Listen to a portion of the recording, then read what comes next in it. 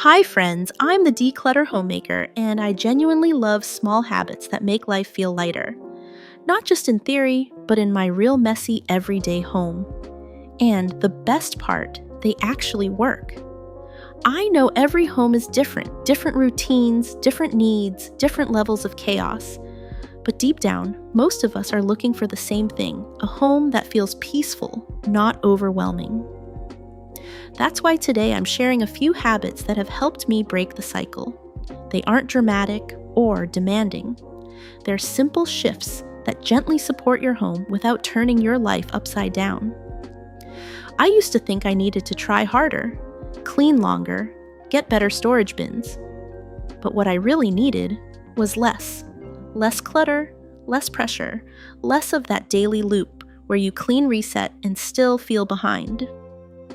These habits helped me step out of that cycle, and the first one, it's the reason my living room no longer looks like a laundry bomb went off. Let's dive in.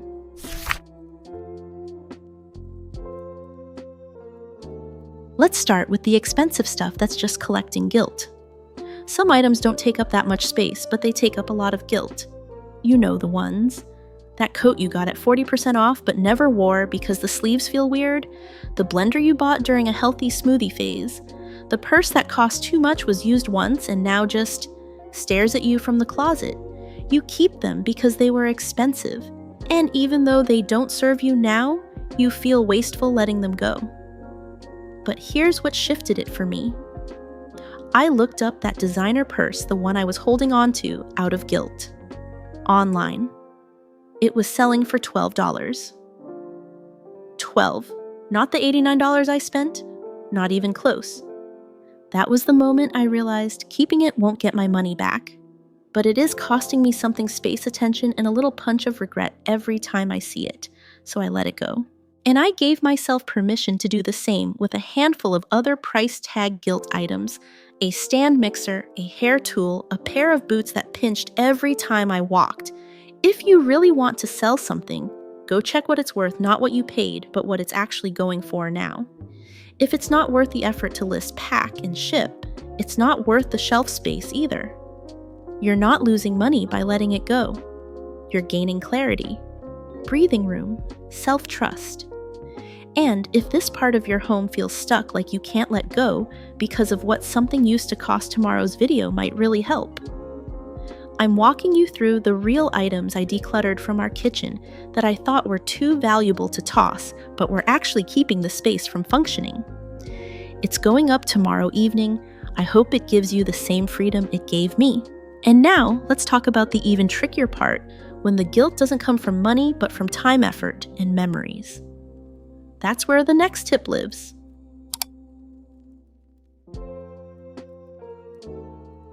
Next is the sentimental clutter you built or were given but no longer use. Some things are harder to release not because they're beautiful, but because you built them. That bookshelf you put together on a quiet Sunday, the lopsided stool your husband proudly assembled even though he didn't need the instructions. The paper craft your daughter made years ago that's still sitting on a dusty shelf. It's not really about the item. It's about what it represents: time, care, effort. A version of you that tried, a moment that mattered. This is what psychologists call the IKEA effect. We form emotional attachments to things we've invested ourselves in. For years, I kept a side table that wobbled every time someone walked past. I had built it myself, heavily pregnant and stubborn, wanting to prove I didn't need help. It didn't match anything in our house anymore, but I couldn't let it go because the memory was tied to it. Eventually, I took a photo. I wrote one sentence in a notebook, built this table in year 3 of marriage. I was proud, sore, and so happy. Then I let the table go. And it didn't feel like losing. It felt like releasing a weight I didn't know I was carrying. If something still brings you joy, keep it, display it, let it shine. But if it's hidden in the back of a closet or covered in dust, it's not part of your present anymore. It's okay to say, I'm thankful for this. And I'm done. Now let's talk about something quieter but sneakier, the way clutter hides not in emotion but in sheer quantity.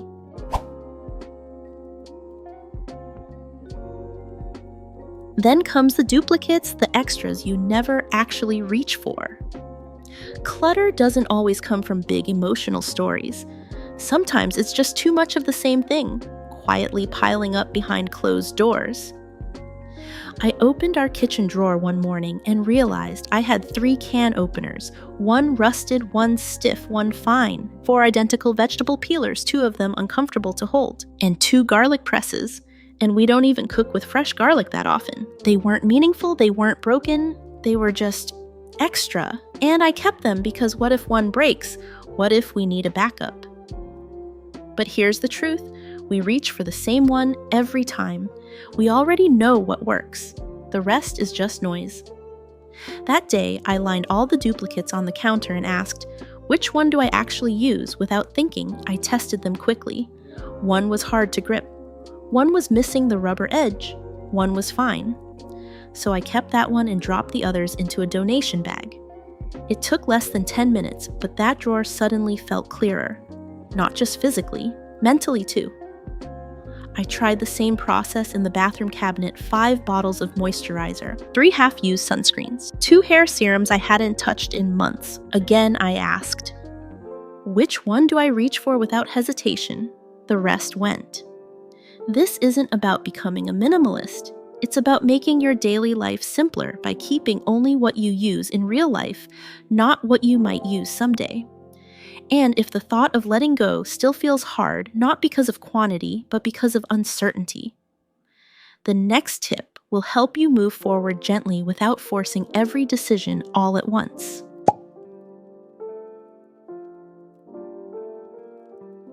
After that, give yourself a break. It's okay not to decide right away. Sometimes you pick something up and just freeze, not because it's valuable, not because you love it, but because your brain can't seem to say yes or no. You tell yourself you'll come back to it later, but later never feels like the right moment either. So it stays. The clutter stays, and the mental weight of it.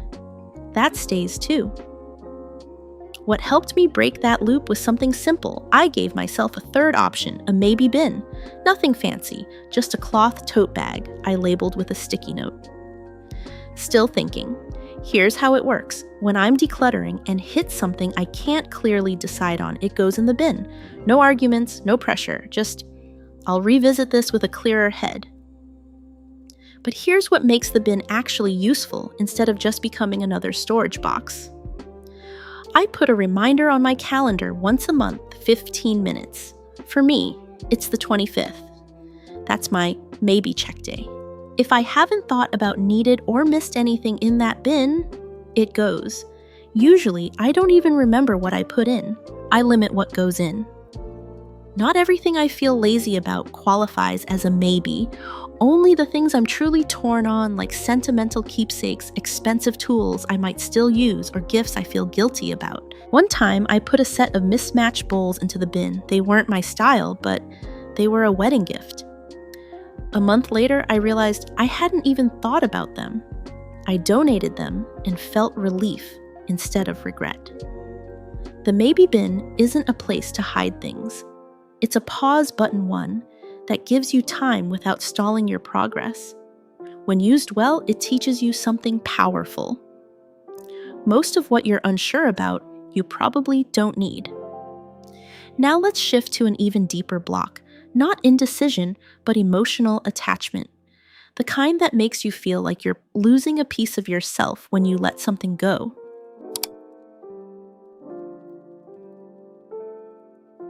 Next, let's talk about the kind of clutter that isn't just about mess, it's about fear. The kind that sticks around not because you need it, but because you're afraid to need it later. You pick something up and immediately feel that tug in your chest. What if I regret this? What if I can't replace it? What if I'm making a mistake? This is more common than you think, and it's not a flaw in your character. It's how the brain works. Psychologists call it loss aversion. We feel the pain of losing something more deeply than the joy of gaining something new, which is why throwing out a $3 mug you never use can feel harder than buying a new one. I held on to a broken backup toaster for almost 2 years, not because I liked it, not because it worked well, but because I was afraid the good toaster might break one day and then I'd be stuck. So I kept it tucked away, taking up space. Until one day I realized I wasn't keeping a toaster. I was keeping a fear. Here's what helped me shift. I started naming what I was actually afraid of: being unprepared, wasting money, needing something I didn't have. Then I asked, what am I missing right now by keeping this? Often the answer was peace, space, and ease. I didn't lose anything by letting go. I gained room to breathe. So the next time your brain says, what if? Answer it with what now? Now. We move into something even more practical, a way to declutter that uses your energy wisely so you don't burn out before you even begin.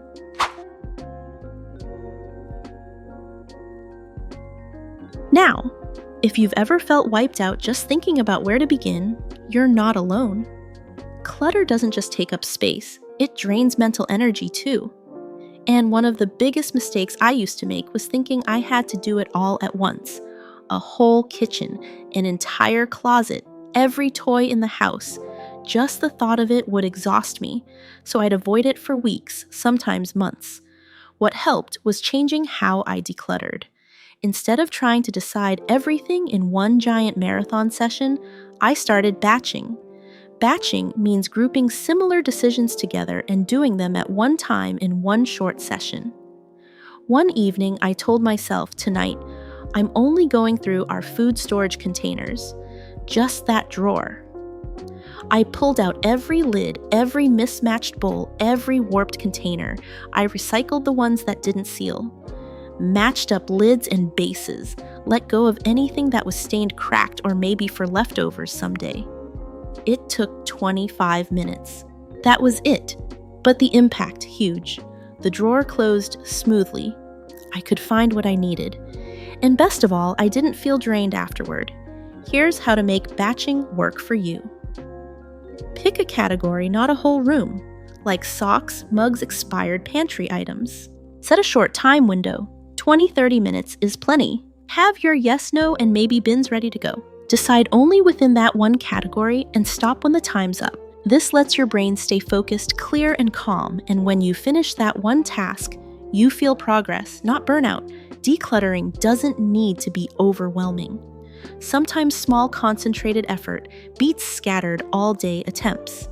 And if you've ever stared at a room full of stuff and felt frozen, the next tip will explain why and how to break through that mental block.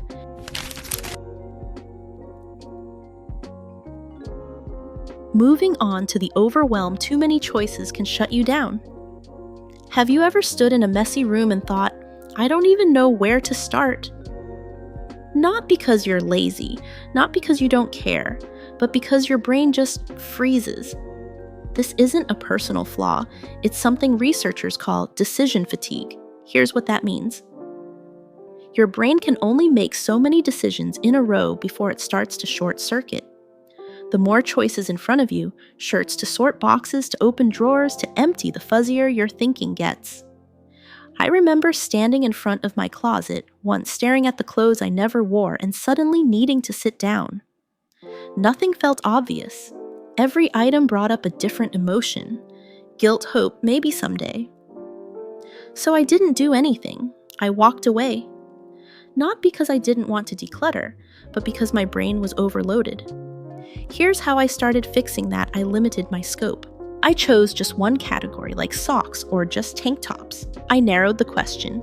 Instead of asking, do I want to keep this? I asked, do I wear this regularly? Or am I just keeping it out of guilt? I gave myself a finish line. I'll sort this one drawer in 20 minutes and then I'm done for the night.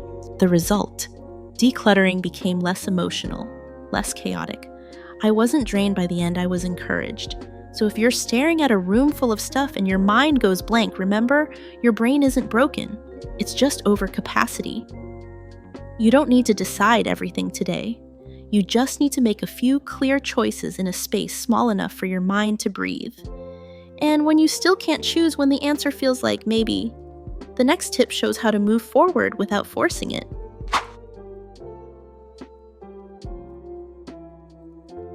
Then there's indecision. Give it a bin, not a permanent place.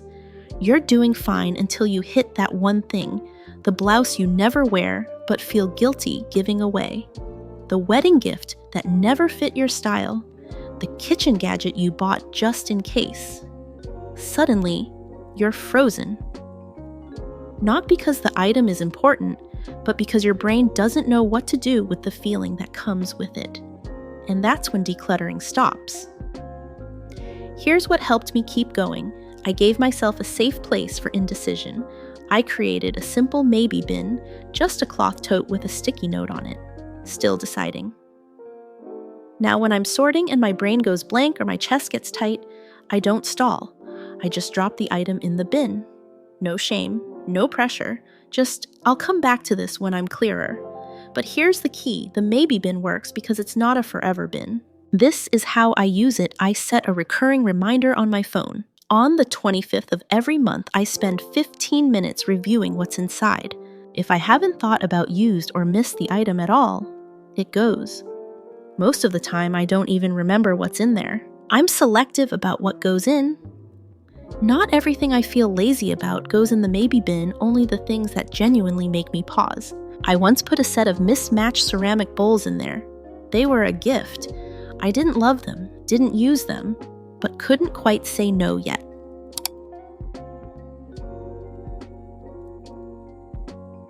And finally ask the one question that clears the guilt. Would I buy this today? Here's the last shift, and honestly, it's the one that made everything else easier. Most of us are taught to ask, do I need this? But that question is sneaky. It makes you second guess yourself. It invites guilt. It keeps you stuck in what ifs. So instead, try asking, would I buy this exact item again today at full price? That question is honest, present. It skips over all the emotional noise and gets right to the truth. I tried it first with our mug shelf. We had 17 mugs, some were chipped, some were free giveaways, a few were gifts. But when I stood there and asked, would I pick this one up in a store right now and pay full price, I only said yes to 4. That's what I kept. Same with jeans. Instead of asking if they still fit or if I might wear them again someday, I asked, if I saw these today, would I spend money on them again? That gave me the answer I'd been avoiding. Here's how to use this in your home stand in front of a single drawer, shelf, or pile.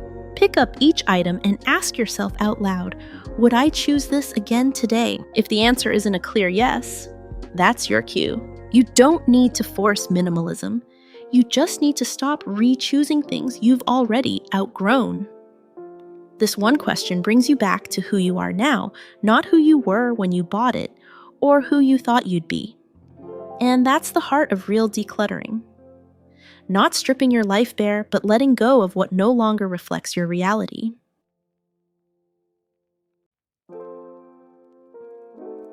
So there you have it. Decluttering doesn't have to feel like an impossible mountain to climb. It doesn't have to overwhelm you with perfection or pressure. It's about making small, sustainable changes bit by bit. Start by asking yourself the right questions. Start by setting boundaries for how much you own, and then give yourself permission to let go of what you don't need. Start by being kind to yourself, because decluttering isn't about losing things. It's about gaining space, clarity, and peace. Remember, you don't have to do it all in one go. Take your time, create small wins, and trust the process. And tomorrow, I'll be sharing how to declutter your kitchen without feeling overwhelmed, because I know that's a big challenge for many of us. If your kitchen is full of extra gadgets, cluttered drawers, or forgotten appliances, be sure to tune in. We'll walk through practical steps to get it back in shape without turning it into another huge project. If this video resonated with you, I'd love for you to leave a comment below. What's the first item you're letting go of? What helped you make the decision? And if you found these tips helpful, don't forget to subscribe and hit the bell so you don't miss the next one. I'll be sharing more tips on how to keep your space clear and your mind clear too. We're in this together. Take care of yourself, and I'll see you in the next video. Happy decluttering!